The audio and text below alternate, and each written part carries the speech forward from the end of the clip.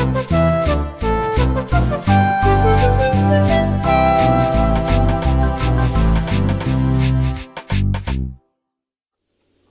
no, it stopped! I was gonna say, was that it? I was like jiggling along and then it stopped. Okay, let's just start without the thing. Right, okay. Hello and welcome to Thom-Cast, where we discuss anything and everything relating to Thomas the Tank Engine. I'm George, and I'm accompanied by my co-hosts Matt and Mayoorhan. Say hello, guys. George, did you write that? Yes. So go ahead and tell those listeners. That was the cheesiest opening ever. It's not finished, actually. Oh. Thank you very much. Alright. Right, so it's not finished and we're using it for the first... Good. Right, we'll go with Professional. Michelangelo. This is a good start. Right, okay. So go ahead and tell those listening at home about yourselves. But do that as well. I'm Mayoorhan and I'm an idiot. Matt, and I think George turned into a robot. Yeah. So, You did? You're now part Dalek, George. Or was that just me? It's possible. Certainly possible. Okay. Yeah? Right. So, this is good our start. podcast and we talk Thomas-related things. And let's start talking about Thomas-related stuff. Cause Yeah. Well, first I think we need to introduce stuff properly. Right. So, Mayoorhan, who are you? Who are you on YouTube, and what do you do? I'm the Scotsman Returns on YouTube, and I make silly little videos, not just related to Thomas, but just trains in general. Actually, anything in general, really. Cool. There's no limit to my insanity, and people call it creativity, but I'm sure it's just madness. And Matt, tell us a bit about yourself. I'm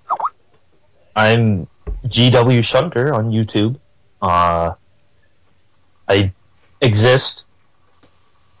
More detail. That's it. Tell us every second of your life. It's probably appropriate that we should mention that it's not actually 3 hosts today, it's 2.5 hosts because Matt is a cripple. Oh, yeah. It's just his foot, so it's more. Yeah, I almost 2 died 9 trying to get to this podcast. It's more like 2 and It's 9 okay. tenths. He is 9/10 of the human being minus. Actually, speaking of me being crippled, I have a touching story related to Thomas. Oh, go for it. Go ahead. Right now? Okay. Well, this is a Thomas podcast, Matt B. Segway. No, it's Thom-Cast. Well then, okay. I was in a car crash. That's a good start. This is a good way. Yeah. Okay, it's good. It way all to started start when the I was podcast. 9 years old. I was watching, and then I had a car crash. I just Yes. it came through the TV and hit my face. Go on, Matt. All right. Anyway, I was in a car crash. Like 3 weeks ago, I'd say, and I broke both sides of my right ankle. So it was like my foot was just hanging there, kind of. So I needed surgery. And I felt terrible. That was the first time I ever had surgery. And when I woke up, the first thing I did, for some reason, was listen to.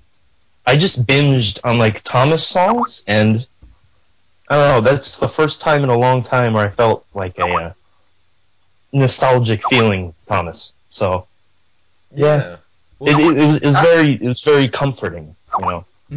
That's a good segue into our first thing, which is basically Yes. why does this podcast exist, and why do we like Thomas? What draws us to Thomas, and why does this community exist? Do we think? Okay, first of all, it's got the history. Yeah. By the way, happy 70th birthday, Tamors. Oh, I didn't bring any party poppers or anything. Oh You man. stuffed party poppers down my funnel. But no, I mean, what draws us to Thomas over other things? What is special about the show, and why is there such a big community? I think it's one of those shows that didn't rely on being really fast-paced or like hyper to draw your attention. There was just something very lulling about it. I think that's what it was. Because I remember watching, like, especially the narrow gauge episodes of Series 4, they just felt very Hypnotic, that's the word. Hypnotic. I made it sound like the Rev's like an evil genius. I will hypnotize the children of the world. I don't know why I made the Rev German, but there you go. Hypnotizing. You can't do it. But yeah, it's just very... Instead of being all flashy and in your face, it's just very nice and just sort of there, and the stories are just very... They're very innocent, but they're not afraid to go into dark places when the need requires. Yeah. Escape, yeah, exactly. Which is Escape is still my favourite episode of the entire show. I adore that. I mean... Just the atmosphere and the directing. Yeah. I think a lot of fans are drawn to the darker stories. I remember SIF Sodor Island forums did a poll ages ago for their favourite book, and the winner was Enterprising Engines, which, if you know... Yeah, his series is great as of well. course, yeah. Segue! No, I mean the book. Obvious. Sorry, I couldn't help myself. We will have time to discuss all of this, I'm sure. Sooner or later. Yes, in a few episodes' time. But When we're old and grey. but I think there's a dark element to it that I think is made all the more special by how light it is a lot of the time. And I think the fact that it's stayed with people so long is maybe because it's not afraid to go to those places. But that said, I don't meet a lot of kids that say, Well, I like Thomas because it's really dark and evil. No, I think it's not the darkness, but the fact that there's always a light. It's like... this is sounding like a lot of movie monologues. Yeah, Forgive me for the pun, but there's always a light at the end of the tunnel. If you take yeah. You went there. I'm the no. No, I'm not. You're the nerd. Yes, you are the nerd. I suppose a good thing about it as well is that for a lot of people, I think maybe Thomas provides a bit of an escape because it's such an elaborate and well-designed world. I think some guy. Yeah. Quote, some guy. He compared the Rev to Tolkien because, like Tolkien, he created an entire map and history of this world, but it was... Why did he do it? He never had to do it. He didn't have to, but he did, and it's beautiful because of it. One of the things I love about Thomas is that I feel like both the Reverend, the Audreys, and the writers and David Mitton and his crew and Britt Allcroft, they all had, and Andrew Brunel. They all really cared about Thomas. And I don't know, that's what really, I guess, makes the series shine, I guess, because you can see the love and compassion they put into it. I mean, and those people that say that, like, Britt didn't care, she saw the money and stuff, I wouldn't agree with that. It's because Thomas is very vast and, like, it's such a big thing and there's so many different things into it, it's very easy to interpret it in different ways. Yeah. I mean, I have a great appreciation for the Railway series, but I really think it's the work of Britt Allcroft and David Mitton that really, really brought it out to such a big audience. Same here. Yeah. I mean, when I do think of Thomas, I don't really think of the Railway series. I do think of the TV series. And it's just got that sort of vibe to it. It's got the colour and the simplicity. Yeah. And it's a combination of the storytelling, the music, and the models to me that really just make it like shine above everything else. It's the visuals. It's wonderful, isn't it? I mean, the music. Obviously, the music. It's all so catchy. Yeah. It's brilliant. It's all brilliant, and I'm sure the people at home will agree with us. Yeah. Because I doubt you'd be listening to this if you didn't like Thomas the Tank Engine. Yeah.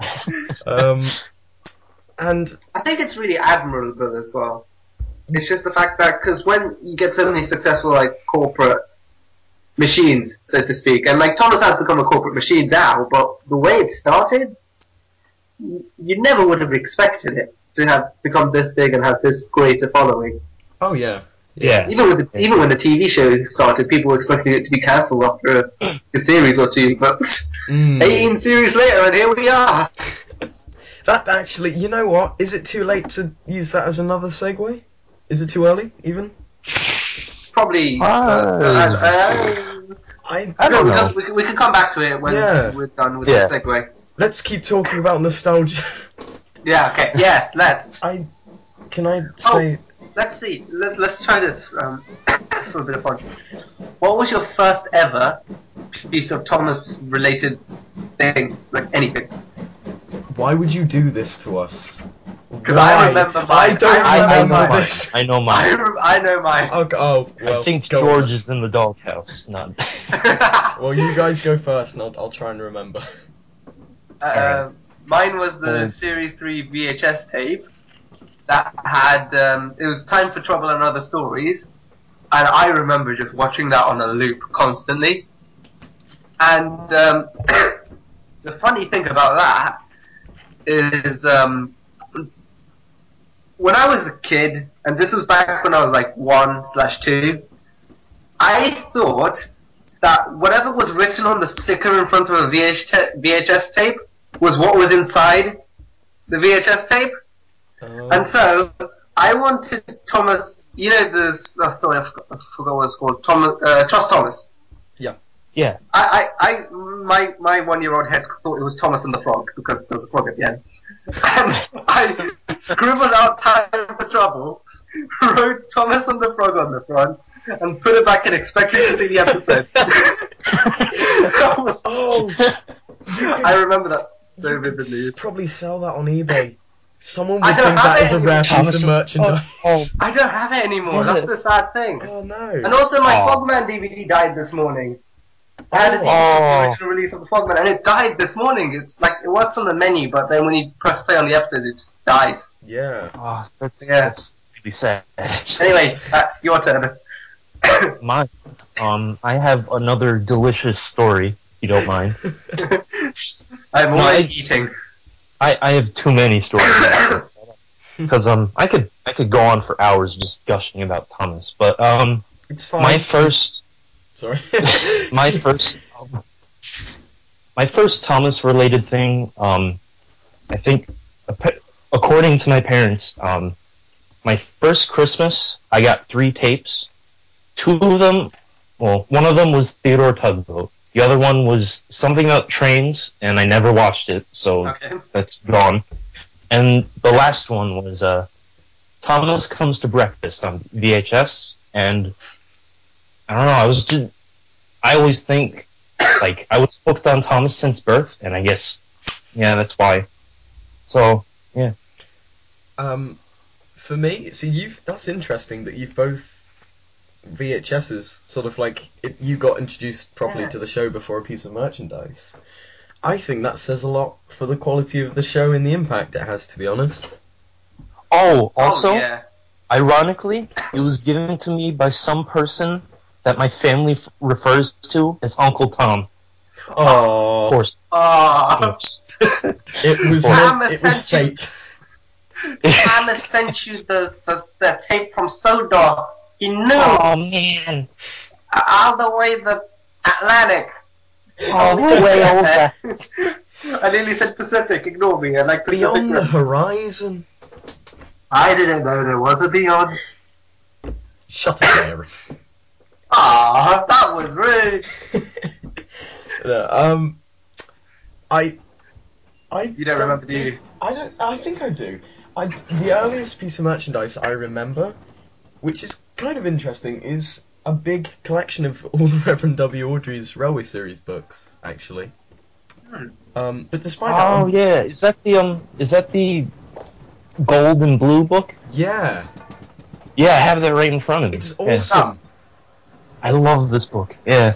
It's got sections at the end about the illustrators, hasn't it? Oh, mine's got sections at the beginning about the illustrators. Let me see. Yeah. Peter and Gunvor Edwards. Oh, shoot. Mine's falling apart, so... I hear. If it's tattered and broken down, that probably means it's been well loved. And yeah, Broken Oh, down, definitely. what a shame. Broken down, what a shame. it's I must help Trevor. Oh god. Oh, you named your book Trevor. but despite that, that's the earliest piece I can put my finger on and say that was it. But I'm fairly sure it was probably a VHS, like you guys, to be honest. It was On a related note, what the fuck? I just pulled out a piece of paper from my book, and it says grass 17, grass 24, grass 21. Okay, I just wanted to share that. That's wonderful probably a stuff. reference to something, Thomas, and we're never going to figure it out. It probably is. I don't know. I don't know what it means. Their awkward moment. Anyway, what's next on the plan? Yes, George actually planned this and sort of wrote the thing up. we were gonna gracefully segue, Mary. You've just No. blown that out the water. I'm honest! It's pretty graceful, if you ask. I'm honest. I'm being blunt and truthful and to the point. Okay. Well, does anyone have any passing comments on this whole section? How would we sum up? How would we sum up Why that does question? community exist? Yeah. How would we sum it up then? I think we all love Thomas because, well, obviously childhood memories. What else? Just the respect, It stands out above really any other children's series. Yeah. Oh, well, yeah, just because it has this sort of very unique Yeah, sort of feel about it. It's not just the way it looks, it's not just the way it's written, it's everything. It's not. it doesn't make you feel stupid. Like, Yeah. whenever I watch Sesame Street or something, I Oh, always yeah. felt like I was at school, and with Thomas, I just felt like someone sat me down and said, "Here, let me read you a story," and that was it. Life Yeah. and Oh. deal with all of. Yeah, Yeah. I think Sorry, go on. I think a good question is why we start making Thomas videos. I think that's an interesting one. Yeah. Was it like Well, was it something we wanted to do, or was it literally a bandwagon we hopped onto? Well, for me, it was sort of just trains. Trains got back into it, and then Yeah. slowly that association of trains and just sort of how Thomas epitomises everything that I enjoy about railways, sort of all the atmosphere and whatnot, and it sort of brought me back in, and eventually I started getting influence from the railway series as well. And I Because one of the things Yeah. I like about like telling a story is the fact that it's telling a story in a way that it takes you out of the real world, but puts you into a place that's still relatable. And Thomas does that very well, and I like doing that in stories. I like that sort of whimsical, like kind of fairy tale air, but with that sort of grounded sense of this atmosphere, I guess. Yeah. yeah. I mean, like I've said this a lot of times, but trains are my favorite type of machines on film purely because they're so photogenic and atmospheric as models. Yeah, Thomas sums it up perfectly. well. Mm. Yeah. I mean, I think for me, it was originally I was jumping onto the bandwagon. Like, it just looked like something cool, but over the years, I think I've come to appreciate more and more things, and Yeah. I think Thomas really, like, inspired me, because I want to be a film. Yeah, I think we all something do. in film. yeah. Yeah. We should start our own production company. Oh we my should, god. and we should... we should adapt, like, the British Railway series, because it's the closest thing to Thomas. We should start a Kickstarter. Yeah! Then people will write stories of our Kickstarters. Yeah. Listen, I don't get that. Like James is on the Kickstarter, and then everyone writes a story about how James on Sodor gets repaired because of a Kickstarter. I don't get that. But you know, each to their own. I think. Yeah. I mean, I know a lot of people say, "Oh, the community's just arguing all the time," but in retrospect, I think it's just amazing that there are so many people that care about something like this, and they can show their passion in the different art forms, like art. I mean, there's some amazing artwork out there, and obviously film on YouTube. Yeah, definitely. And I mean, I wouldn't know you guys if it wasn't for Thomas, and that's a great thing. I think I love the fact that, like, yes, maybe we all did start like jumping on the bandwagon, but like through constantly doing it, we've all each developed our own style, and like I like my style and I like your styles, but I don't want to do your styles. I just want to do what I do. Yeah, just do your own thing. Yeah. Yeah. I think the best way to develop yourself as something is you normally find is by attaching onto something else, and then from that you will grow into your own thing. Yeah. And I think in that sense, for me, wanting to work in films and whatnot, starting off with Thomas and Thomas videos, that's really sort of made me something that I can call my own. Yeah. Yeah. And, like, I still remember the models. I mean, like, the CGI is beautiful, but the models just had that real sense of personality about them.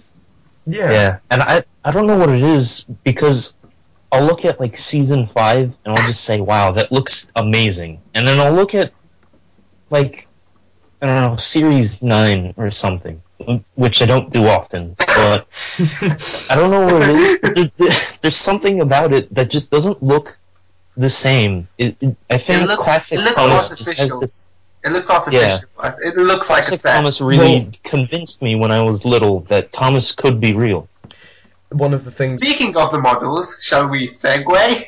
I was just going to say, maybe one of the reasons you might find it artificial, I'm pretty sure a lot of the footage Season 8 onwards was sped up as well, and whatnot. Oh, yeah, they did that for the crashes. They sped them up, and then immediately slowed them down, so it had this really weird effect.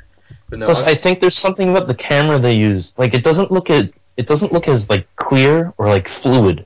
Yeah. It kind of just looks like a camcorder. Especially Series 11 when they turned to HD. Oh, my God. Yeah. I think it's the slow. It's the slowly. I think slowly, in the hit era, they stopped taking away some of the more well-known sets as well, and I think you associate a lot of famous or well-known Thomas stories and whatnot around those sets and whatnot, so it becomes a bit more difficult. And it's not bad, but like you look at Knapford Station, and that's been there throughout all of the series, but like in the classic series, it just looked really like real. There was like weathering on it, and it looked like it was there, but because they were so clean and everything was sterile. It looked brand new. It looked clean. Yeah. That doesn't have the same effect. Right. No, not at all. Yes, let's segue into our next section. Well, it's not a glorious segue, but right. I think perhaps if we're talking about the TV show, it might be an appropriate time to just have a quick chat about the recent Season 18 episodes and Season 18 and whatnot. I'm still watching the Dino and Discoveries one. Totally haven't given away when this was when this was recorded. Well, But yeah, should we just sort of do an overview from what we've seen and just our thoughts and whatnot a little bit? I think. I really like it. Yeah. But it's nice. Yeah. I like how it's a more modern take. I think that's one of the things I can definitely admire. It doesn't feel exactly like the Railway series, and that's a good thing. It definitely feels like Thomas in the 21st century. Yeah. Yeah, I guess. Yeah. One of the things I like is that the characters don't feel like cardboard anymore. Yeah, they feel like they actually feel like characters. Yeah. Like they all have their little things. I mean, there is still that annoying moment where they do use that bit of childish language, and it feels like a bit out of place, but it doesn't kill me or anything. And yeah. At the end of the day, it's not being made for us, but at the same time, you can tell that they do have they do try. It's a lot more universal. I think that's what it's not like the attitude's no longer it's just a kid's show. It's like let's try and make something that everyone can enjoy and make us a lot of money. Oh yeah. That. It's like, they don't want us to introduce new characters, but we still need to sell the toys. Merchandise only characters. Don't talk about the toys, please. That is a discussion for another day. That is a discussion we need to have a long discussion about. Yeah. Faceception for Diesel 10. That's gonna be an all-nighter. So I'll get the Pokemon.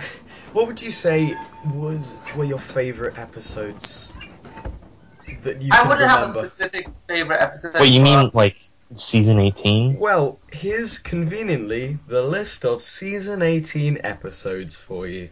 How convenient. So yeah, was there any moments in this series that stuck out to you, or any characters, or any episodes? I like the Thomas Bronstein series. I mean, the series episodes. They were very like sort of. They were nice. They were one of those episodes that just went, you know what?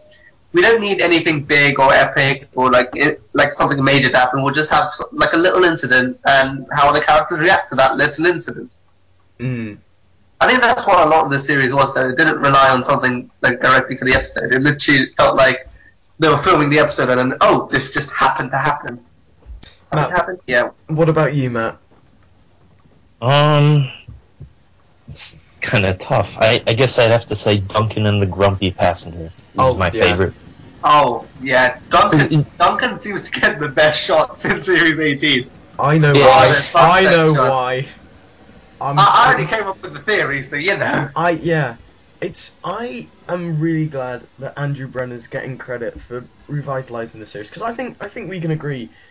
Maybe it's not the classic series that we love so nostalgically, but it's definitely sort of at least a silver age. It's a good time to like. Yeah. Yeah. But at the same time, I think that the episodes that have stuck out to me have mainly been the ones that have been written by the writer Davey Moore. Oh yeah, he does. Yeah. I love the character interactions because they feel really natural. So yeah. I mean, like definitely, while everyone's talking about how Duck and the Slip Coaches was like really sort of realistic, and oh my god, these slip coaches are so detailed and it feels like a real railway. I'm just there going, Percy's lucky day had that beautiful interaction between Percy and Bill and Ben, and just like it felt fun. It didn't feel like it was too bogged down in the real world. It felt very jovial. That was it. Any writer that can make an episode and call it Timothy and the Rainbow Truck deserves the most praise in the world. Yeah, I did just finish watching that. That is a great episode. I really like it. Too. It's just there was something. Have you seen it yet, George? No. Okay, I won't spoil it, but the ending is just don't worry. satisfying. Yeah. Basically, Bill and Ben make Timothy go. The spoilers, by the way. But Bill and Ben make Timothy go on a wild goose chase searching for a rainbow truck when it's actually a prank, and they tell him not to tell the Fat Control about it. And so Salty at the end shows Timothy like the Doc's waste truck, like the truck where they dump rubbish in it, and there's basically all the colours of the rainbow paint just dumped in it, and that counts. So Timothy realizes that they played a trick on him, but Salty gives him the idea of giving them that truck anyway, just because whether they like it or not. And that's a really satisfying moment when Bill and Ben are at the clay pits. Bam! Timothy comes in, makes them cringe over the waste truck. The Fat Controller immediately arrives and conveniently knows about what Bill and Ben did, scolds them, and gives them the very convenient punishment of taking the Doc's waste truck around, which just made me immediately think that he didn't come up with that punishment beforehand. He literally came up with it on the spot when he saw what Timothy had done. And there was something really satisfying about that. And the character interactions were just so fun. I like all of Davey Moore's episodes. I think season 18 episodes that he's done, just for people listening at home, Duncan and the Grumpy Passenger, No Steam Without Coal, Toad's Bright Idea, Duncan the Humbug, The Perfect Gift, Timothy and the Rainbow Truck, and Samson at Your Service. The last one I haven't seen. I've seen the majority of them, and I think they're all wonderful, but I think it's actually some of the season 17 episodes that stick with me with him. Percy's Lucky Day. Yeah, Percy's Lucky Day. Yeah. The Lost Path. It had that great moment with Stephen and Paxton. Stephen's face. Oh god. Not Now Charlie. Everyone hates that episode, but me. There's nothing wrong like with that it. episode. I like it. It's fine. It's an episode, yeah. It's because people auto hate it because it's Charlie. I think it's the only good story you could do with Charlie. I think it's ingenious Yeah. to do the whole cry Boy wolf Who Cried with Charlie. Yeah. No, it's the boy who cried wolf, but without him having to fake crying wolves. Yeah. It's very interesting. Mm. 'Cause he never fakes it in the story, and it's really just like... Yeah. It's just him being him. Yep. And sincere, Yeah. which is a nice change as well. Yeah. He comes across as someone who actually cares about what's going on, which is nice. Yep. He also wrote for season 17, The Switch, Luke's New Friend, and Calm Down Caitlin. Now I don't know what you guys think of those episodes, but I just like how personally- when that first clip of Calm Down Caitlin came out, everyone's reaction was, "Oh my God, Percy said consider it." As if that was the big thing. I actually really liked that episode. The I night like scenes a lot are of- wonderful. Yeah. Yeah. Also, I think we should mention how this Series 18 is going to be Ben Small's last season. Yeah, we should. But Oh, man. yeah, I've never. I think it's because I kind of started watching the CGI series around season 15, which is when I was on a massive Railway series high, and I was like, there's no way he'd have that lighter voice at 95. But I've now realized, Hey, yeah. George, he didn't know what the word eventually meant when he was 85. It's okay. This kid, I mean, but at the end of the day, he's the main character that you want to relate to your audience, and he's got that sort of young, full of life Yeah. voice that will reach. I wouldn't think an old Thomas would work. No. I'd be pretty mad if Thomas sounded like an old man, Yes. like just dying I mean, in I a don't wheelchair or something. care how old the characters are. I don't think the voices should reflect their age. They should reflect who they are. Yeah, I think that's what counts. Mm. I mean, I think he's been a fantastic contribution to the series. I mean, he's literally been there through thick and thin, and Yep. he's put up with a lot of bad episodes, but he always turns in a really enthusiastic performance as Thomas.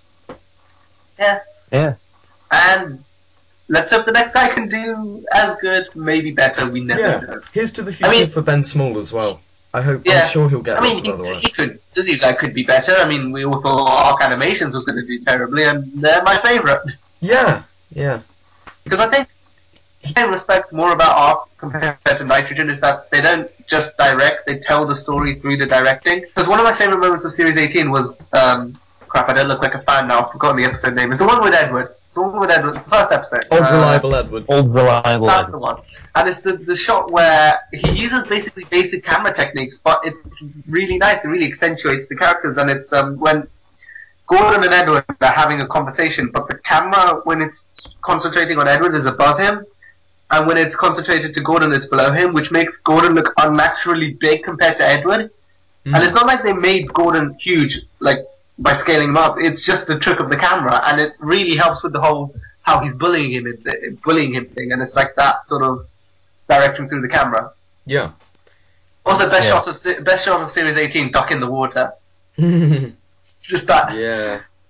Everyone watching that just must have been like, just a moment of silence because Ben Small had to voice Ferdinand, and Oh! I mean the same. that's right. I'm Imagine, gonna shoot myself. No. imagine the stress of being in a recording booth and just Just saying saying that. the same line again and again and Oh, again. God.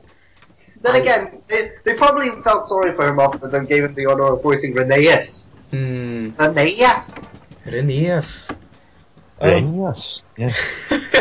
Just so we all know what Rhaenyra. I don't think voice actors get nearly enough credit in the entertainment industry at all. I think it's Yeah. amazing. Oh, what they definitely do. not. They should have all moved to Japan. Japan, the voice actors are treated like gods. Yeah. Yeah.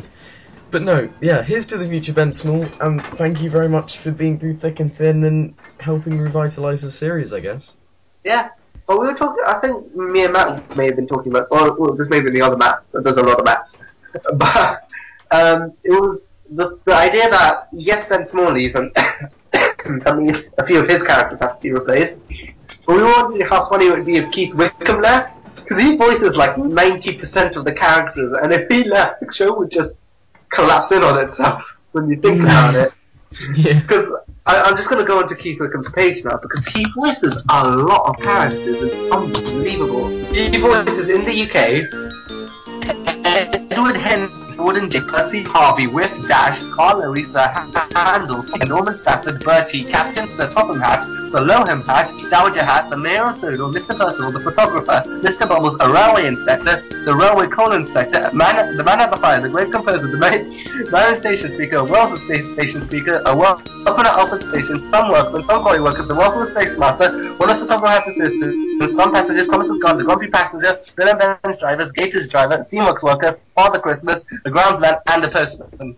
I think I'm Can going we just put the Can we put the Diseasel theme right there when he's speaking? I was going to say that as well.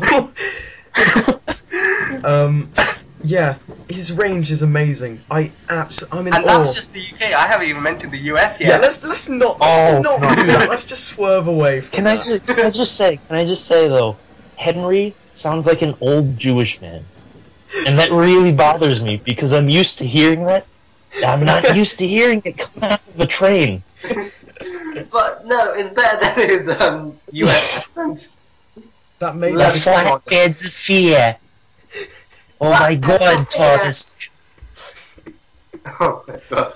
Oh dear. Ah. Yeah, do you think is this a good time to wrap up season 18? And just what a good time it is right now. Yes, I think here's to the future and to the Adventures Begins, which should be we'll be seeing a trailer for soon apparently, so that's going to be interesting. Yeah, I think no, here's to the 70th anniversary because this, whatever comes out of it, it's definitely going to be interesting and it feels like an anniversary. Yeah. Yeah. And as well as that, we'll hopefully when we find out more stuff about these specials, we'll be able to discuss it. Yep, we shall.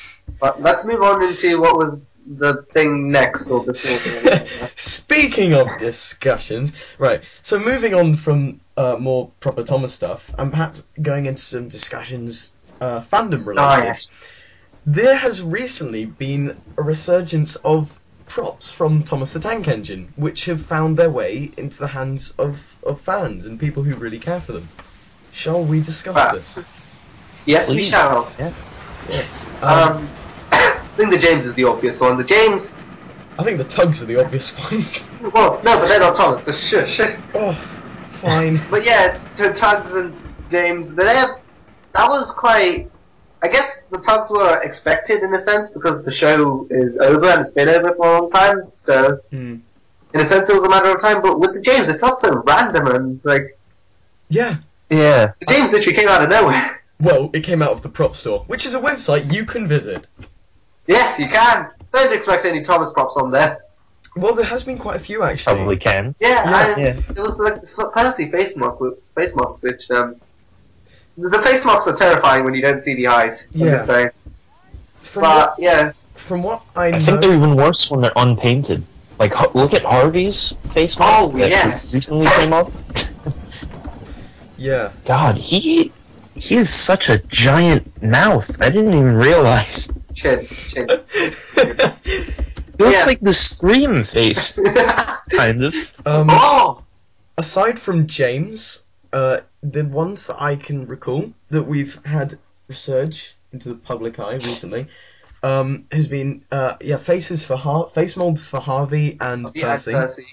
Well, the Percy one we don't know who bought. That just we saw it at the prop store, but someone bought it before any of us had a chance. Well, it's not. Something tells me I wouldn't have the money, Mayoorhan. So. Well, yeah, I'm talking about by any of us. I mean the entire fandom. Also, I don't know. You guys might know better than me. I know a Trevor's been bought. Trevor, Pack Controller, Sodor Shilling. They're all Sodor props. I think that's what they're called. Yeah. They didn't hold They Kickstarter or renamed anything. themselves, I think. Yeah, they literally just purchased it for themselves. And I don't think Trevor. I don't think they have Trevor. I think that's they do. someone else. They do. Do they? They do. Yeah, they put it alongside the Topham Hat. Okay. Yeah, that's the Topham Hat. If I could have one piece of something from the show, I would have Sir Topham Hat. Oh yeah, that It's must look great. like fun. There's some like things with the model though, like some of the paint's been chipped, so I don't know if it was like that when they bought it or if I don't they know. did it. But I'm not putting any blame onto anyone. I'm just saying it's been. Yeah. It's not a brand spanking new model. They Well, they also bought a bunch of a bunch of the smaller people figures. Like, Oh yeah, I got a guard from season 1, which I think is amazing that it survived so long. Yeah. It makes me think that like season 1 models are out there somewhere. Mm. Just the moment when a season 1 Thomas just appears on the prop store and everyone goes apeshit. Mm. That'll Same be the with- day. Yeah. Same with like Peter Sam. Like he's just out there in the I think don't know, like the Netherlands. No, Yeah, no. no. someone bought him. And so did I mention the Sodor shilling? I think the prop store, Yeah, Sodor yeah. props people bought that. Yeah. The question Well- I propose: Do you think it's better for them to go into the hands of collectors who don't have any familiarity with the TV show but are quite experienced with collecting things, or would you think it's better for fans to make these purchases? I think it would be better if they were fans, but they knew what they were doing. Yes, because You know. like, if So far from what I've seen, I think the management's really pretty good. I mean, I think it's lovely that people still have the passion to go out and do that sort of thing and make that endeavour to get something like that. And I haven't seen any cases where people aren't trying Well, to take good care of them. I mean, yeah, I think what I would like is like as much as like it's nice that people are owning them, I would like prefer a more public thing, but they're planning that anyway. But yeah, who knows? something on a really large scale, if you get what I mean.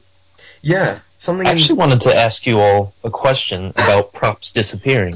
Because between Drayton Manor and the models that were at Nitrogen, I noticed that we haven't seen a few things. Like, the I know Japanese at have Drayton stolen Manor, them for their museum. That's why. Literally, majority of the models are now in Japan. Japan really love their Oh, really? Thomas. Really? well, Yeah. actually, I yeah. think Nitrogen's models have legit just all gone to Japan. They've got so many Well, there. that's the thing I wanted to talk about, because I noticed that they don't have a bunch of models that were on display at Nitrogen. So do you think maybe, like, they don't have Cranky, they don't have Duck, Ari, Bert, Spencer, Stanley. The list goes on. Just like a whole, like, yeah. And then at Drayton Manor, they apparently had Toby stolen or something. Yeah. Wow. Same with Stephanie and Harvey, so... They probably want Toby on a stick. Imagine if the person who I stole hate it that. had put the Toby had hidden it in a garden shed. It would be a I shed imagine- in a shed. I would I love to imagine just it's go up to a someone model from the Toby. fandom. I imagine it's someone from the fandom saying they put on Toby's roof backwards, so they stole it just to fix it. just and then returned it. They're like, it's mine now, mine. Precious. I can imagine the Sodor Props people being like precious with the Sodor shilling. Precious. 1 shilling to rule them all. Oh dear. In the fires of Sodor. Throw it back from whence it came. Sorry, I've been watching the Lord of the Rings trilogy lately. Don't blame me. Yeah. What else to talk about with the acquisition? And I do find it amusing how the Peter Sam, no one noticed before it was sold. It's only like months after it was sold. People were like, "Oh my god, there's a Peter Sam!" Oh, yeah. Damn it! We were too late. That amuses me. But what I genuinely want, because there's a film museum in London, and what I would love, and this is just me being really imaginative and like, I know it's very unlikely, but I would just have a display of all the 1984 models, if you get what I mean. Yeah. That would be...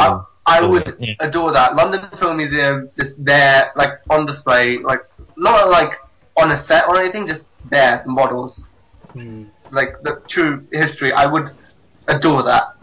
Yeah. I know it's hideously unlikely, but Yeah, like, would that be possible? Because, it, well, like, considering that the Workman figure survived, I mean, the Thomas engines probably have survived. They probably just don't run anymore. I wouldn't imagine them to be running after this long. yeah, maybe.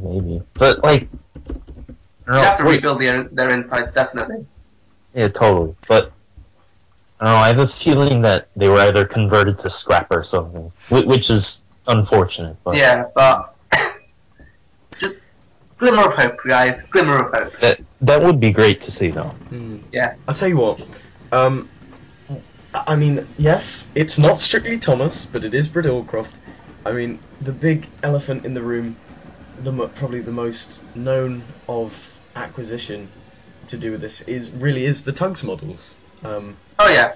By some of the members, SIF And it's not- members. And George, it's still not. It's still not related to Britt Allcroft. I don't think. It wasn't Britt Allcroft's company. David that Mitton. David Yeah, Mitton. David Mitton. No, Britt Allcroft. I don't think her production company had anything to do with Tugs. It's Oh. interesting, I think. Well, what I was going to say, I just got this image of David Mitton just going, I want to work on my own project now. I'm like, after one season, Britt just drags him back to Thomas. But yeah. For those not in the know, last year some SAF members acquired a lot of the props of the Star Tugs from the TV show Tugs, which is quite similar to Thomas the Tank Engine.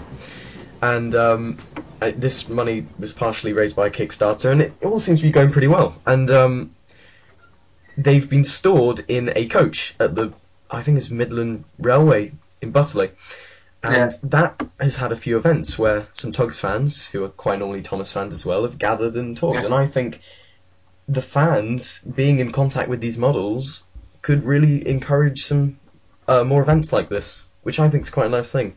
And it encourages more to look at the history. It stops it from being really shallow. Yeah. I like, because Thomas isn't like a shallow, hollow like TV show. It's not a hollow brand. It's really rich with history and like just so much of that. And you could really bring that back by just having these events and just telling people, you know. And no matter I feel a lot of people take that for granted. So it'd be nice to give it some more love. No matter what people say about the Star Tugs and whatnot, I have no doubt in my mind that they absolutely care about those models. They really do. Sir, definitely. I'd love to see them one day. That would be great. We should all go together. We should send ourselves out. We should send ourselves out as the fly Thom-Cast across the ocean. recorders. We should record a live podcast Mayoorhan can be in a suit and talk into a microphone. I'll hold the boom mic and Matt can hold the camera. I don't want to wear a suit. You can wear your favourite Thomas t-shirt. George, you're gonna hold the boom mic and the camera. Good luck. I hope your back survives. Matt can come over from the US just to hold the camera and I'll hold the boom mic. No, we could just build him a long robotic arm that stretches across the Atlantic that he can just hold from one end. Very good. We could label it the Vickerstown Bridge. Send little double boy. Send the tugs. I'm coming from the mainland. Oh god. Just send the tugs models to Matt. Oh god. Mental. So I suppose to wrap up really on that's sort of our discussion. Yeah. So I'd say it's a pretty good thing, and I'd say that it is nice because there are still a lot of people that really care about preserving these models, and that says something about the TV show, I think. Yeah. And I think it's because it's the fact that we have these models. They're not like. It's one thing to like for an animated show like 2D animation or 3D animation. It's one thing to have like the original files or the original like drawings that they have, but for models, because the model's like 3D, it exists. It has a history behind it. It's not just like a little thing. Yeah. I forgot to mention, actually, when you said about the original animations, ironically, I think some of the storyboards were purchased as well.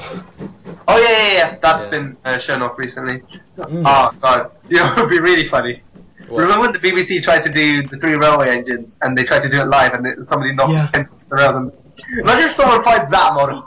That would be something. Rare failure of a TV show model. The original head roll. Oh, well. Right, so I guess that pretty much wraps up the discussion on that. Yes. So, on to one of our... I think it's probably the penultimate thing we'll do.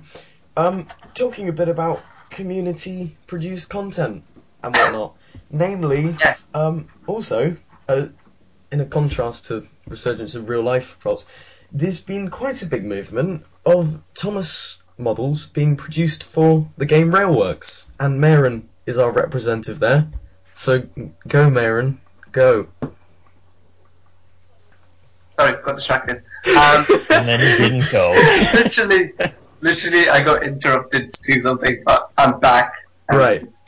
Actually, Matt, Yes, I'm sure you know a bit about the Railworks models as well, but I know nothing. Yeah, So a little bit. Yeah, I'm friends with one of the people who makes them. yeah. But yes, I think it's interesting because Thomas content's always sort of been the trains area, and like.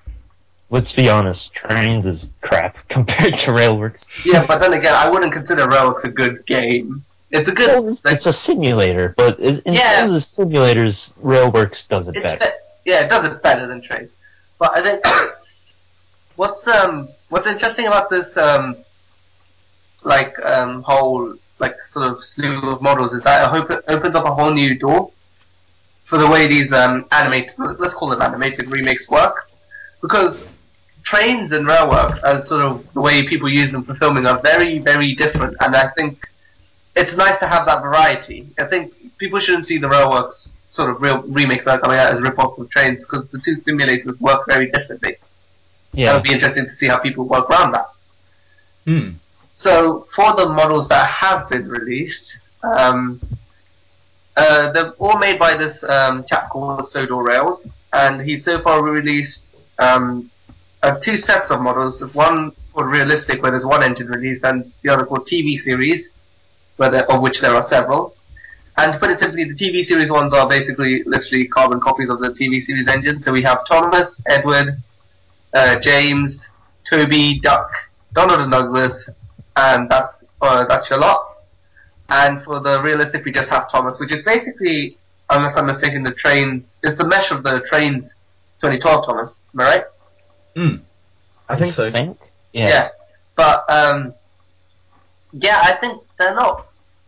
For the first attempt, they're pretty darn good, not perfect, and I think it's just nice that we Railworks users just have something like a Thomas models of their own.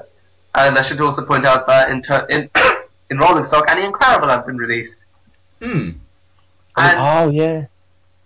I mean, obviously, I've been doing my own Railworks videos with Thomas. Yes, I was going to say. Well, were you gonna mention it before I could? What were you gonna say, George? Well, Mayoorhan a while back did an adaptation of Thomas in Trouble. Starring George. Yeah. Self-promotion. I can't hide from the law. You should be watching. Oh god, that line was genius, George. Matt understands that. God damn it. I get it. I get it. And we also have the other Railworks website, which has got rolling stock in it instead of engines, and it's made by Atomics N Scale 89, otherwise known to me and you as Brendan. Brendan Reese 10 of the YouTube. I call him Brenda. No, Atomics N Scale not 89 of the YouTubes. I literally just said that, George. Oh. Professional. Great. We just confused our audience of 5 people now. How do you feel? I have my references, just not in the right order. Yes. Yeah. But yeah, he's released Sodor tankers, Sodor express coaches, Sodor flatbed, and snowplows. Awesome.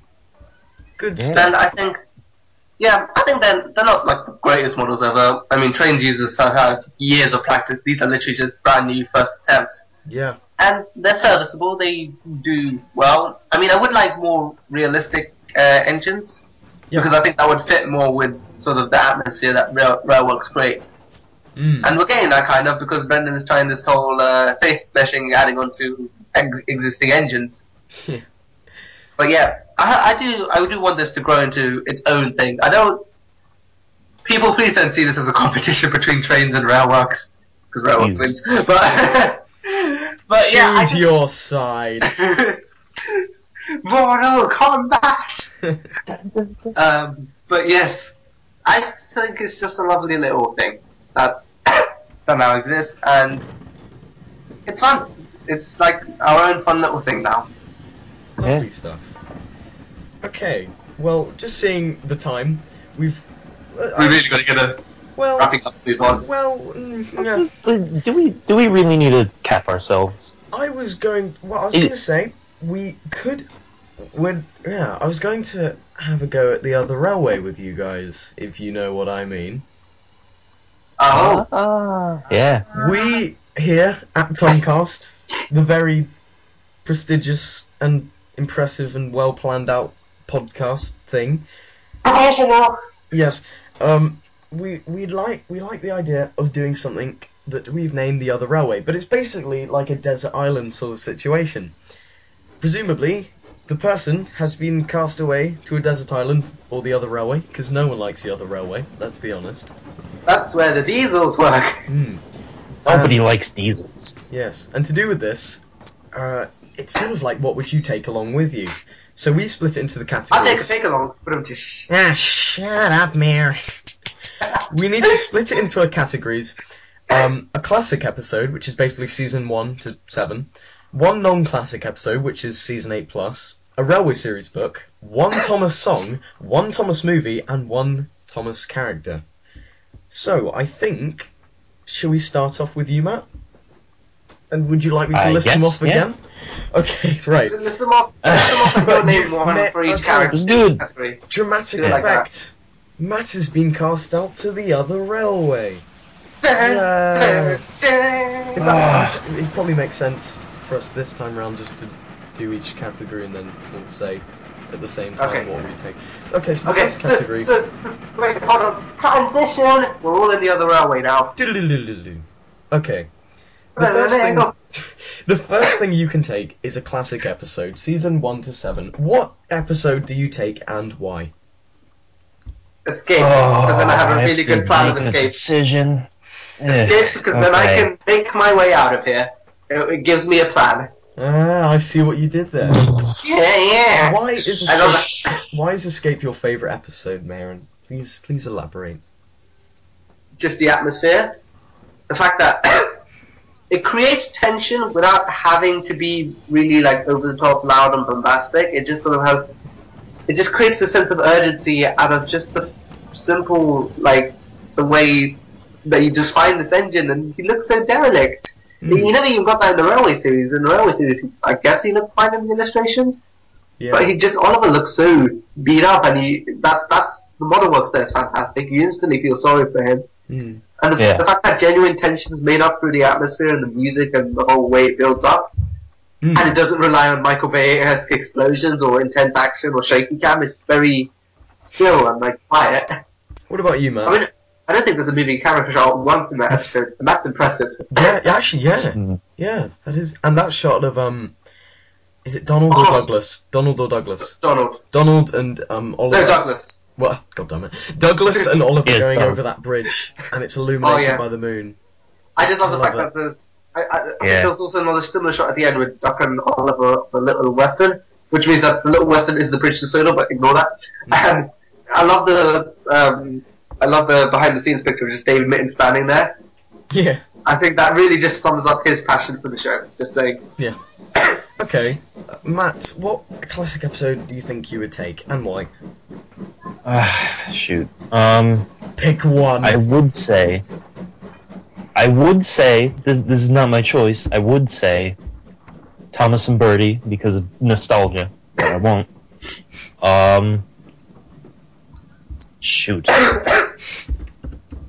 This is really tough because there are just so many that I love and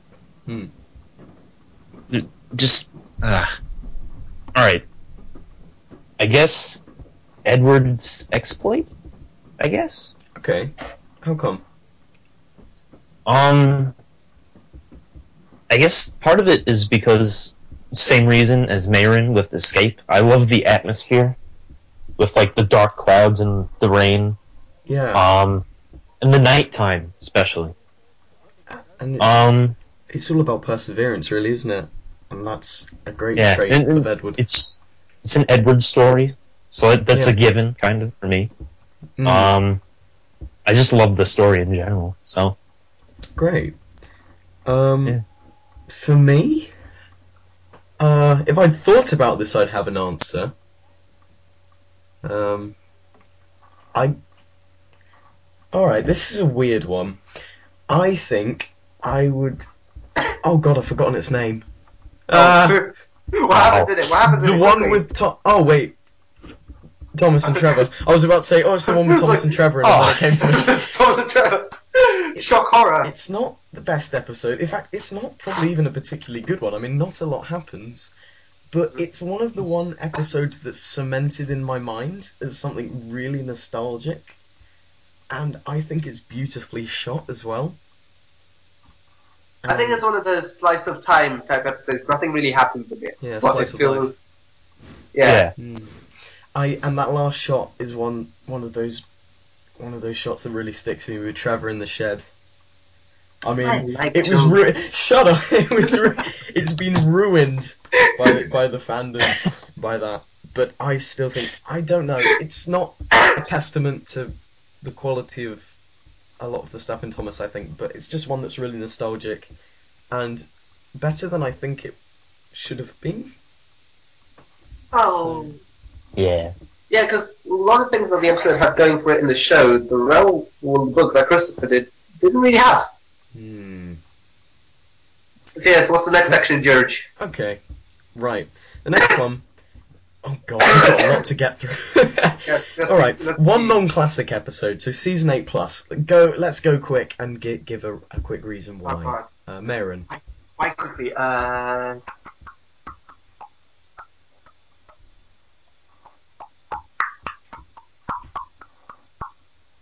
Percy's lucky day. Because Bill and Ben were funny, Percy was innocent, Stephen was a really good old gent, and it's beautifully shot. Love the transition with the piece of mail flying across, and it felt really genuine. Like nothing felt artificial about it. Okay. Also, the bit when the lovely bit of irony where that moment where Bill and Ben are saying, "Oh, we're all careful," and then the fruit falls off their last wagon, and because of that visual gag, no one complained about the fact that there was no brakeman on the train. It stopped people complaining, and if an episode could stop people complaining, then it wins. Okay. Matt, one season 8 plus episode, and it's the only one you can ever watch forever on the other railway. What do you watch? Duncan and the Grumpy Passenger. I'm seeing a trend of series 17 plus episodes. I know. The scenery's just really nice to look at, and Duncan, I don't know. I could listen to Duncan for a long time because he's just very amusing. So. Yeah. Can I go? Yes. I think I would take. I think I would take. Oh dear. I think I would take Luke's new friend again. That's a Bambi. Yeah, because it's. Oh yeah. The words sweet and Thomas don't tend to mix. Yeah, because it's very. If you think about it, Thomas is a very harsh atmosphere. Yeah. Because it's steam locomotives and stuff. But that was really sweet. There's something about it's obviously it's a nice story, but I think I appreciate it in Thomas when sometimes the narrator stops talking for a bit and all the characters stop talking, and like you said earlier, Mayoorhan, they use the visuals to tell the story. And there's that one bit of just Luke watching the deer go off to its mum, and I thought that was really nice, and I think that would be one I would take. When I was first watching that, there was that awkward moment for me when the deer was reunited with his mother, and all that, the flashback, like the instant flashback I had in my head was Bambi's mother's death scene from the film. And I was just That's like, what I thought too. my brain was just like, oh my god, please don't let that happen. That's too much for Thomas. Okay, right. The next Yes, one next section. is one railway series book. Matt, go first. Okay. The twin engines, I guess. Okay. Right? Is that it? Donald. Yeah, probably. Is there? How come? Yeah. Well, Donald and Douglas are two of my favorite characters. Well, I guess I could say one because they're practically the same. But Yeah, well, that's okay. Pretty much. that's No, it's that's a book. I actually didn't really read that much when I was little, but I do remember from TV series most of the stories. And I just love that whole saga of how the twins came to the island. yeah. Okay, Mayoorhan, what would you take? Oliver the Western Engine, because it's, well, going back to the previous book, which was Enterprising Engines, Oliver was sort of like portrayed as a solution to problems, and like the sort of the perfect engine, and I like how almost immediately the Reverend was like, we need to humanize him, we need to show he has flaws, and we need to make those flaws apparent. And that's what I liked. Yeah. Another reason why I like it is because this is the first Railway Series book where I got the Japanese version before the English version. So I just sat there with a book that's entirely in Japanese going, my 2-year-old brain cannot comprehend. Yes. Wait, what? Hold on, I missed that. Sorry? I got Oliver the Western Engine was the first ever book, and only book I think. I got the Japanese version before the English version. What? How? It was sent to me for a present, and 2-year-old me did not know Japanese. But That is very interesting. Okay. and I also like the story how the Reverend wanted to name the book Little Western Engines, but the publishers wanted him to name it after an engine, so Oliver said that if Audrey said that if Oliver started to get conceited, he would set the publishers on him. Which, humour, I like it. It's good. Anyway, George, on to you. I would take 4 Little Engines. Is that the first or second? That's the first narrow one. gauge? Okay. Um, That was the only time the Reginald Dolby illustrated the narrow gauge engines. yeah. And he's only ever illustrated Reneas once. That made me feel weird now. It's not the best Railway Series book. Again. But I like. Obviously, it's interesting that you're getting introduced to a whole new cast of characters. And I sort of think, in a sense, you can sort of compare it to the 3 Railway Engines. But I think obviously it's from a more developed point in the Railway Series. And I love the narrow gauge characters. I mean, I'd say Reneas is probably the weak point, but he's not in it that much, so it's fine. One illustration! Yeah. But in terms of the narrow gauge cast, I love Scully, Remember, Sir Handel, Peter Salmon, the Refreshment Lady, and Old Faithful. I like Sir Handel's characterization. I like the way it's simple, but it's universal to understand, and it's a very nostalgic book for me. And I think it's interesting how when you read 4 Little Engines for the first time, you kind of think of Sir Handel as a little bit of an asshole. But then when you read g.w.the Lost Engine, you really get where he's coming from and his situation. It's sort of genius. Anyway. If I had to take another one, I'd take Mountain Engines, just for the illustrations. That's just a unique. Yeah. Okay. Mountain Engines is one of those books that's an experience to read, not literally just reading the story. Yeah. Okay. Next section. This one should be fairly quick. One Thomas song. What would you take? Who's going? What? It's a Thomas song. Yeah, who's going? I'm just thinking. Matt, I'm thinking. So Matt, do you want to go first? Sure. Let's Have a Race, simply because it's so catchy, I guess, and upbeat. Yeah.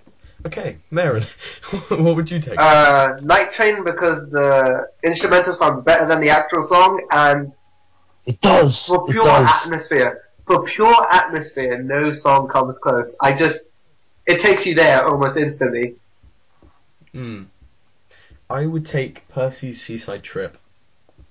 That's another song I'd say that really just transports you to the world. It's the only one I really remember. I think I remember the Thomas Anthem from when I was younger. What a class! I only remember that because I only remember the Thomas Anthem purely because it came with the Tomy. It came with your Tomy set and the VHS. Oh yeah. And it'd be like Tomiko World. Here's a Thomas song. Okay. Percy Seaside Trip, but it's the one that I really remember very well. And I love all the sand. I remember the music video and all the sand. And sand looks nice in Thomas and stuff. Sand and does. snow. Yeah. And nighttime. Now we just need all three. Anything where the weather conditions are atmosphere. Well, no, sand isn't really an object of the weather, is it? No, it's just it's an object of location. Well, technically, it's a weathering. Ooh. So. Ooh. Ooh, ooh. Oh. Okay. Next one. Penultimate thing you take. Because we should yeah, right. Yeah. One Thomas. What Thomas movie or Thomas feature-length special would you take? Thomas and the Magic Railroad. Ooh. And everyone. And everyone switches off. Everyone just went silent. Oh, I choose that movie because I don't know. Despite how terrible it is, I do get a good kick out of it. Because I would do the same. I tend to laugh at it because it's bad, but I would do the same. You know what? Yeah. I'm actually going to go with that here. I would actually take Thomas and the Magic Railroad. Oh my god, Yeah, we've just first episode in and we have proven we're the worst fans in the community. no, hold on. Because ever since I made the Sins video, I really looked through the film. And by the way, that's been a year in the making. I have a new respect for the real Cinema Sins people because that just took ages. But after looking through the film, there is, as stupid and silly and un-Thomas as it is, there's still bits to like about it. And yeah. what I think, atmospherically, aside from the gold dust and the shining time bits, but in terms of the model sets and the atmosphere, the opening sequence Very nice. Yeah. The visuals are the lovely.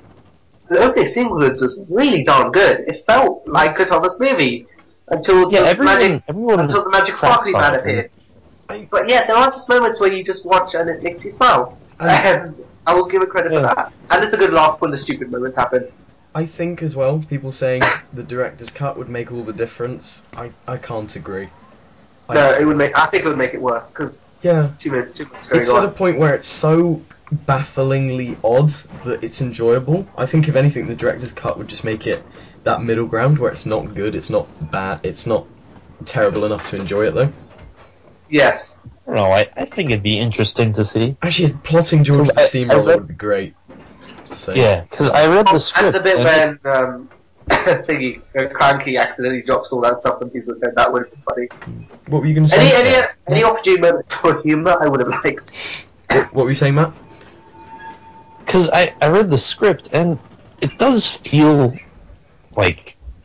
I feel like it would make, I guess, a little more sense sometimes. I can imagine that Sometimes. probably. Yeah. Yeah. As far-fetched as that sense doesn't sounds. make it good. I think it just would have made it far too complex not so good. I guess. I think I would have said, So whoever edited the trailer for The Amazing Spider-Man 2 clearly went to the school that the Thomas and the Magic Railroad trailer editor went, because they both show the climax and the ending of the film in the trailer. we're not here to talk about Spider-Man, Mayoorhan. What's wrong with you? I'm sorry, I'll go hide in the corner. Okay. Right, the final thing, which you So can we take all to the other unanimous. round. Wait, can I just say? So Yep. we're all unanimous on Thomas and the Magic Railroad. Then? Yes. Yes. We're the worst. We're the Yes, worst. Yes. I don't think we'll have ever. any viewers now, but that's fine. They're all gone. We have expressed our opinions. Everyone's gonna be Because we never said just we had to take the best. slaving us. And, Just the Yeah, thing we comment. would take. And who knows? Oh wait, no, that's later. I have more fun watching Magic Railroad on repeat than Tale of the Brave, even though Tale of the Brave is a lot better. It's yeah. good. And And that being said, if I could just take a loop of Sir Tottenham doing the Alfred Hitchcock thing, I would take that. Just a loop of him doing It that. hasn't got the nostalgia factor that Magic Railroad has, though. Ah, yeah. even though I didn't like it when I was little, it still feels more Thomasy than something like Calling All Engine. Oh god. Yeah. Okay. Them interactive sequences, if that was what the show became when it went CGI, oh god. Yes. Last one. The final thing, which, just to point out, this doesn't really make a lot of sense in terms of what you take to the other railway, because the final thing you can take is one character. Okay, so what? Well, how are you gonna get there? We've got two more things, damn it. But let's go. Oh with... yeah, the merchandise. Oh, How could you yeah. forget? Okay, let's Oh go my to God. all right, well, let's do character first. What? No, that's the character last. Okay, right. Merchandise. It can be from any brand, anything. What piece of merchandise would you take and why? Matt, go. Okay, can I have two answers? Because one serious, damn one it. silly. Go on then. Well, it's Okay. I kind of want to do the same thing as him now. Okay, somewhere in this house of mine, I have a giant remote-controlled Thomas. I would take that, I would hit one of the drivers over the head, and I would hijack a diesel and run away. Serious answer. That is incredibly I don't clever. know. That's actually a good reason. That's a good. Alright. A serious answer? Kidnap Boko and leave in Yeah. the sunset. Just leave or go to Sodor again. And then I'll get more. I'll build up my empire. I would actually take Diesel. I will be the Thomas King. I would hijack Diesel 10 over Boko because he has the excellent call which you can go trick-or-treating with. But he's in the diesel works, you silly. Oh! Don't you watch the show? No! He's only in the No, Diesel who Works. does that Diesel 10 is only selectively in the Diesel Works. Okay. Oh. The episodes where you don't see him, he's just sleeping in a shed. Okay. Yes, Very- what's next? Oh wait, Matt had a serious answer. I think. Yeah, the serious answer. I didn't think of that Oh. one. I would take my first Thomas toy, which is this little wooden Thomas that I'm holding right in front of me. Oh. It's all beat up, and if I took it, it'd probably just fall apart completely. It's just, it would remind me of home. Yeah. It's nice. Surrounded by evil diesels and Stepney. Yeah. Probably Stepney would be there in a siding, Sit. crying. Yeah, Isabel, and maybe Isabel. Rusty. And Yes. Isabel, because they left her behind in the TV show. You know what would be the The creepiest small thing? scale Rusty You know what would be that isn't a girl. the creepiest thing? What? Just Stepney's bluebells forever. No, just him. I know he's an engine and you can't do this, but just him curled up in a ball, just like constantly leaning forwards and backwards, like bluebells fixes everything. That might be you by the end. He might drive you mad. Someone has to make a creepy pasta out of that. Someone needs Like to they're walking do... through the scrapyard and they hear. "Oh, I that's prefer my right." pasta not creepy. Just saying. Okay, Mayoorhan, I'll- what piece of merchandise would you take? Serious answer and not serious answer. I would take a wooden railway Thomas because then I would be taking that damn community to hell with me. Joke over. Oh, Oh, the This controversy. is gonna get now off we to a have great negative start. viewers. Like shot fired. Mm. Anyway, my serious answer. Remember that Hornby Thomas that I lost the wheels for and I gave the little tiny. Yes, Yes. you're amazing. That, because that was my first ever Thomas, and it Really? still lives. Damn it! Wow. With You're tiny amazing disabled wheels. Thomas. Tiny. Oh god, George, I will send you a picture of it, and you are putting it in the video. Okay. Just saying. Right. It's quite beautiful. Yeah, It's it booted to is. say. Anyway. I would take. I think I'd take my Ertl Thomas. I think it's kind of one of when you think of merchandise. I think an Ertl Thomas is quite sort of a summary sort of piece of merchandise. Yeah. I think. And What if someone has like all the Urtles ever released ever and just like has them in a row? Because that would be quite a spectacle. I've got a ton of unopened Ertls in their You do? packaging. Yeah. Be a true fan. Open that them. up and just Destroy place the them. packaging. They're up in the attic somewhere. Oh, And I haven't got any of the rare ones. I know Spencer's really. This is a conversation for another day. Yeah. Anyway. We'll talk about rarities later. Yeah. And not the pony kind. Oh dear. please no. Yeah. No. Right. Okay. Oh. Last Okay. one. The last one. One character. Which character would you take with you to the other railway? Mayoorhan, go. This is a cop out because I'm writing a film about him and I've mentioned him in quite a lot of my answers, but Oliver. Because if he's at the other railway, he'll run out of coal, get stranded, but then Douglas would come and then I have two characters. Oh. Okay. I think, plus Oliver, I've made him a bit of a badass in my film. Cool. Matt, what about you? Right, I have a silly and serious answer again. Okay. Here we go again. Okay. Alright, silly answer, Diesel 10. Because I could just kill people, and I wouldn't be afraid, and I'd steal their money, and then go back to Sodor and buy more Thomas. It would be MB Boomer. Oh my. Oh, Matt Boomer. You are no longer a bacon, good sir. You are now a boomer. what is... whatever that means. Okay. Serious answer, Edward, Oh. because why would you not choose Edward? He would tell you filthy- stories of old. Yeah. I would take. Filthy animal, why would you not choose Edward? Because then I could get two engines that are awesome with Oliver and Douglas. So if that's the case, just choose Mighty Mac. But they're annoying. They'd probably be arguing to themselves as to how they got there. Well, if that's the case, just rip off their faces like a Hornby engine and then throw them out. Whoa, what is Right. what is that thing on Mighty's head? It's like hair. He has hair that's his skin face- colored, and his it's like a growth. face, though. It's like a mole. I always imagine like they'd be Siamese twins if they were human, except Mighty and Mac would be like the Tree Man. If anyone knows what that is, Oh god.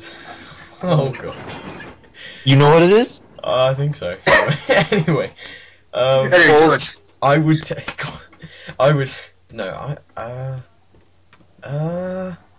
I know. I would take. Right, so we got psychopathic Stepney in a siding, yeah? Yep.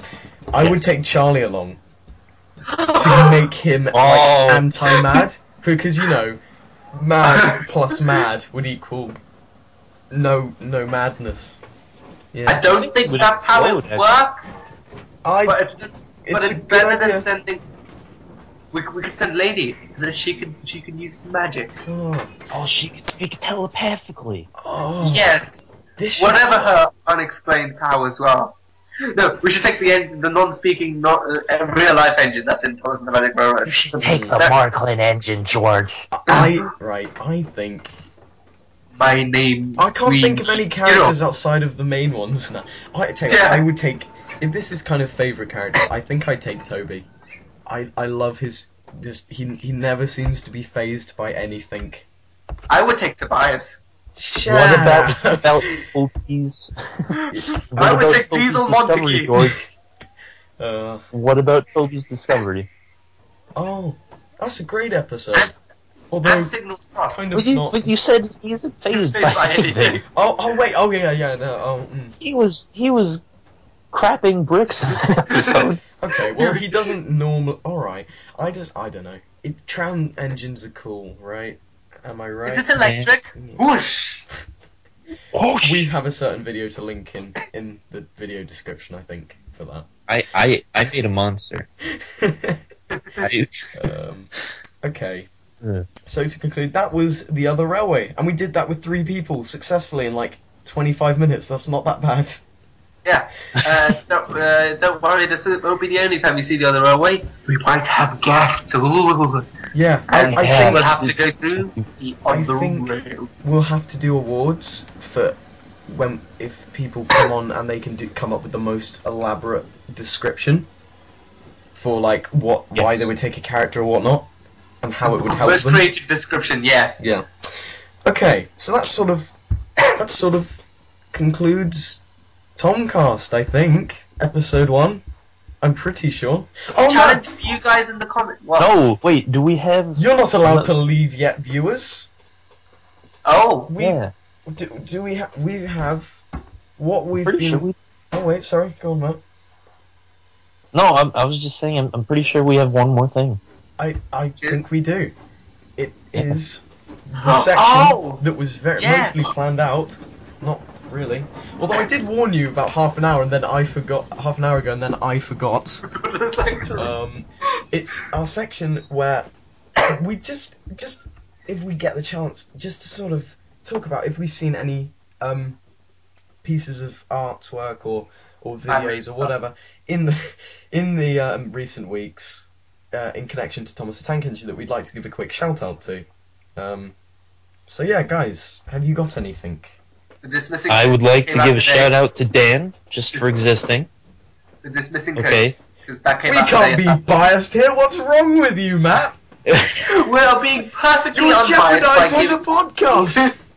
But he just look at him. Right. Oh dear.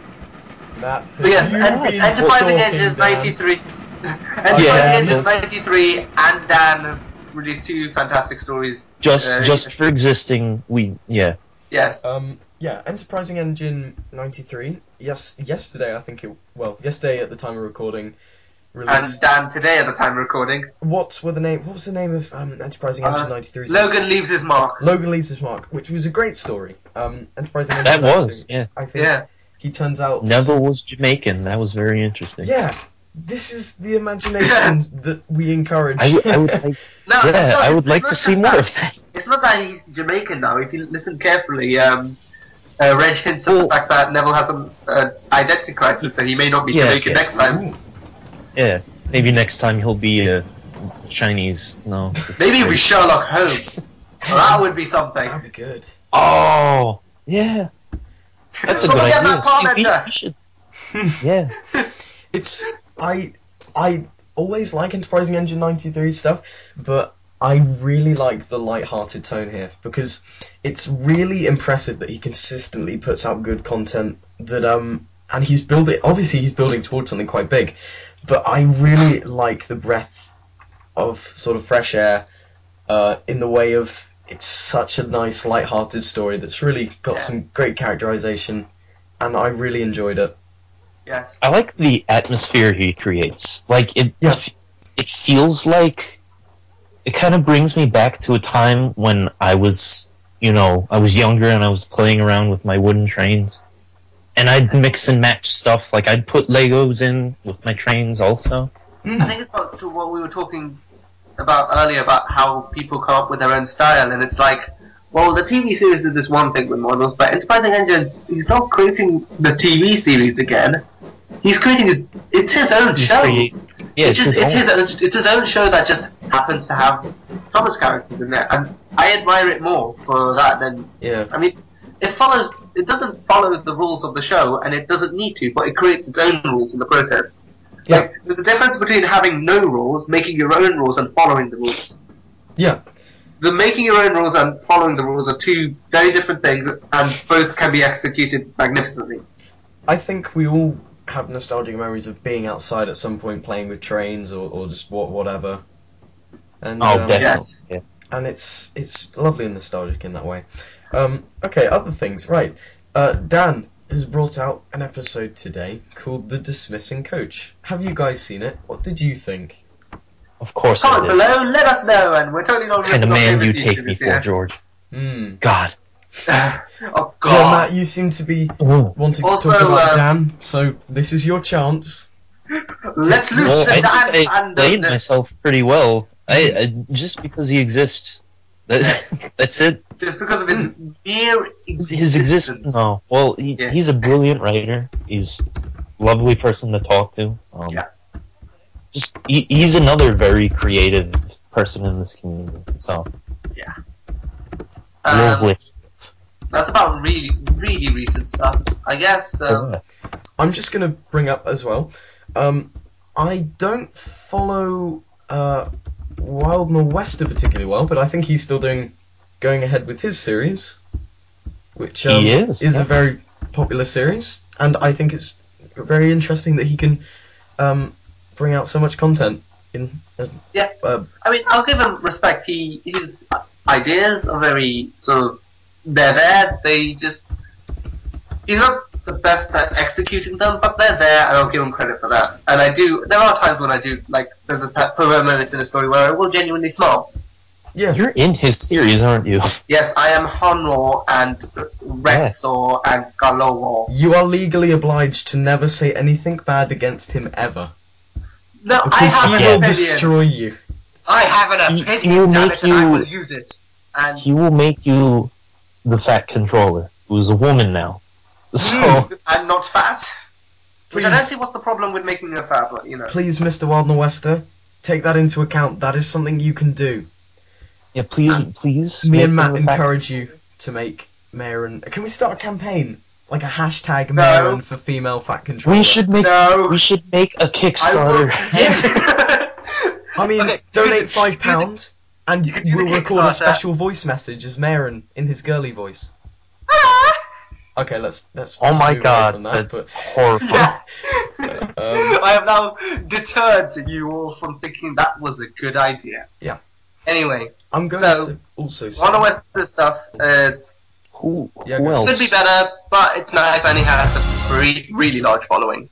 Yeah. Yeah. Which is... I mean, like, we don't have anything like that, so what do we know? We're a bunch of Yeah. 3 people sitting in different rooms talking about, on the whole, different things. You and say not that. quite Say understand. that to George. I'm not even in the same country as you. I'm See, across George, the ocean. I'm not even in the See, same universe. See, George, Whoa. say we're not in the same room, but in fact, if you turn around right now, There is a towel. Oh I don't think my- through the Oh towel. my god. I wasn't talking to you, Matt. Oh. Towel is my brother. Right. Oh, Anyway, Are you blue? Sorry. are you Yes. Thomas? another Oh. recent episode thingy. NWR 1991, as I think today or yesterday or whatever, has brought out the second episode of his 4th series, The Fishy Smell. And I have yet to watch it, but it seems to be doing very well, and good stuff to him. Good Good stuff. for him. Good Yeah. good I will stuff, old say- chap.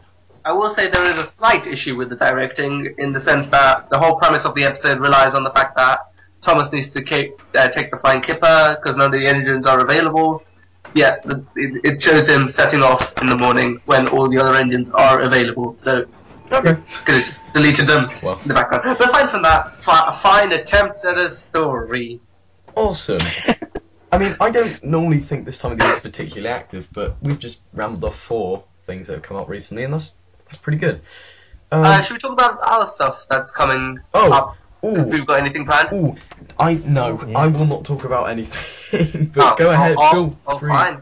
to go Let's- ahead. Matt, you talk about Me? upcoming stuff. Just anything, Well, anything, even if it's every like a time big I say idea. something, it's It coming never back. happens. It's like So- every time you mention a project, it's never gonna happen. Like, I remember mentioning I'm working on a Thomas and the Guard thing, and then my computer crashed, and it's gone. Yeah, So- that's sad. In the sad But way. I do have something in the works, no pun intended, and hopefully Oh. I'll be able to do more model stuff, like model railway. Ooh. So this is coming. Mayoorhan, what about you? Well, I think we all know what you're working on, but how about you tell the audience at home? Well, I wrote a film. It's about Oliver. A Thomas film, you don't need to turn away. It's fine. Yeah, Stay with it's us. about Oliver before he came to Sodor, and Tamoz is in it. He's voiced by a French guy. Well, he's got a very French name. He's French Canadian. So you can watch. It's fine. It's I- pretty awesome. You haven't read it, Matt. Shush. I did. Not all of it. You've read part of it. Good point. Yes, I wrote it. It's in the process of the final draft being finalized and lines being sent out and trailers being planned. Cool. Awesome stuff. I know it goes to the point where you goes, oh god, he's advertising his own stuff again, but I really did, I do want to get the whole message out because this is something I've A, wanted to do for a long time because I love Oliver as a character, and B, I've probably been spending more time on this when I should have been spending time on other stuff, just saying. No, I think it's really Cough, impressive. cough. I think it would be amazing to see Thank you you. actually gone to pull that off. That's fine. Yes, and just thanks to everyone who's helping me. Yeah. Okay. Just I promise you there will be no Jar Jar Binks in this. just a few things. Lisa. One or two more things I'd like to just mention, because just to establish, there is so much great stuff in the community, and Oh yeah. we're mentioning hardly any of it. I'm sure there is a bunch of fantastic stuff, and if anyone there would like us to, I don't know, watch through something they're working on or whatever, just let us know. And Or we might- share other people's stuff. Yeah. I mean, if it I'll tell you what, if we do a thing where something like obscure gets more than one link in the comments, we could talk about it. Yeah, sure. Not just one link. And not just one link, though, because that means you're just advertising your own stuff. Right. Okay. A few more, just one or two more videos I'd like to mention. I don't know if any of you know a YouTuber called the Train Modeler. Yeah. Okay. Wait, hold on. Okay. I might know him, I might not know Thinking of him. him, actually, yeah. The Train Modeler. Oh, I'm not subscribed to him, but I remember him. He's done some remakes and adaptations, and I think he's working on a movie about a pyromaniac, which is amazing. I'd just like to give him a shout out because he's not a particularly popular. I think he's quite underrated, and I quite like his videos. They've got a really nice homemade feel to them. Also, I'd like to quickly recommend someone else, and George knows who he is because he's in his series, Half Baked Text, who also co-wrote Dan's recent story. And the reason why I want to talk about him is because his series doesn't have much attention because it's not related to talking trade. But the reason why is because when most people make a series that's their own thing, like separate from Thomas, and they make it about talking trains, it's essentially a Thomas clone. It has the same style, it has the same style of storytelling, like characters look similar. And that's not necessarily a bad thing, but he went all out with this series, and sure enough, it's not the most professional thing in the world. It's not even it doesn't try to be this whole big professional wow thing. But what it does, it's so refreshing and new and lovely to watch. It's really and it's nice like, and organic. Yeah.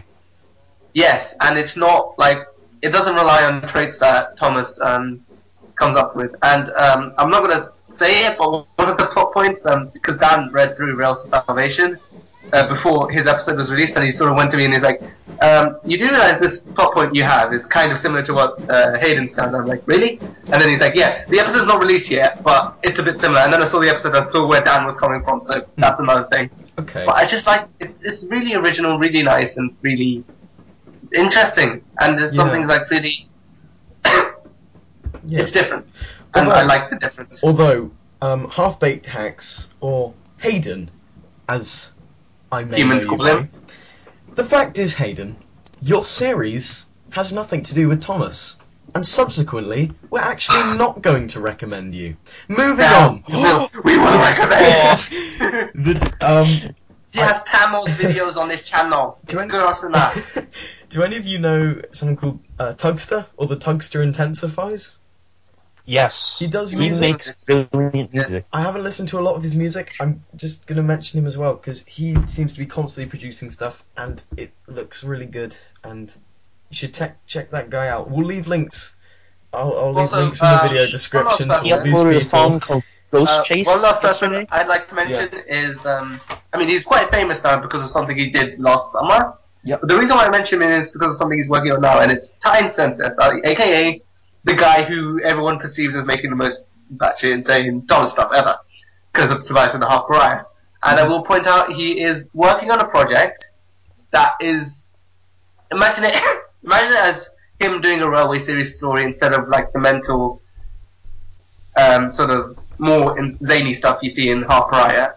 He's actually made an attempt at making a Railway series story, and it's really good. And I'm saying, and the reason why I mention this is because people are writing me off as a sort of a one-trick pony who only did one thing, and the only reason it's popular is because it's so weird and different. And he can do the normal stuff as well. So people who critique him for being all insane with Half Pariah, he can do like Railway series related things as well. So that's that. Yeah. Nice.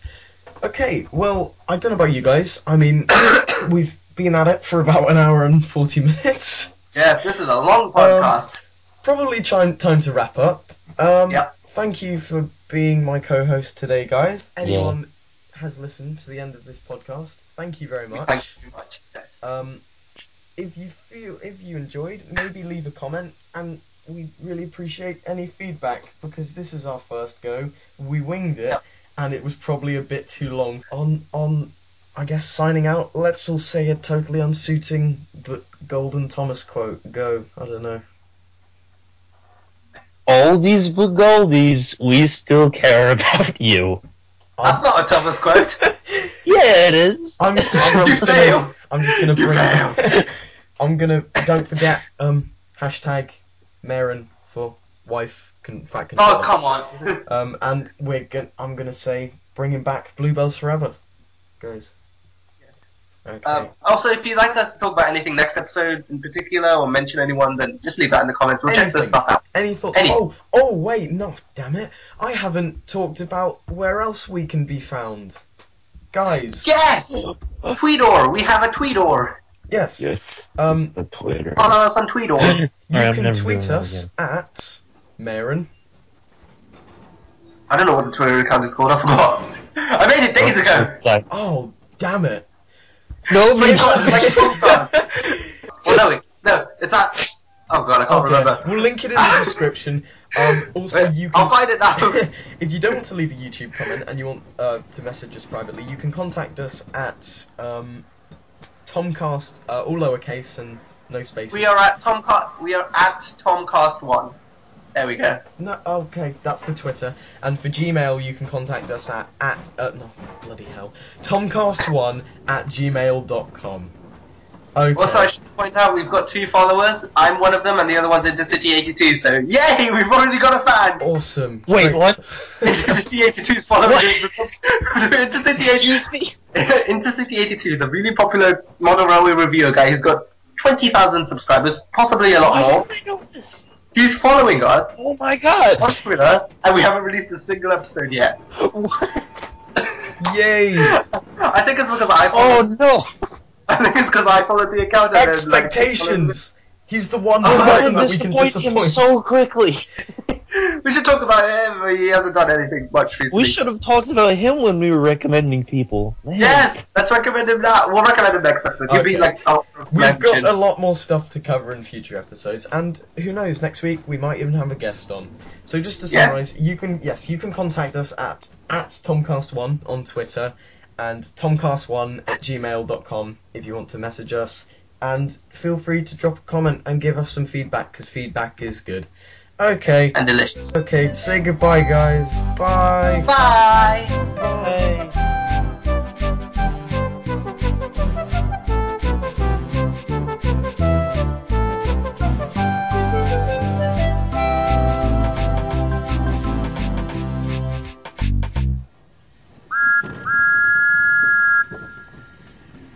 Well, that's over.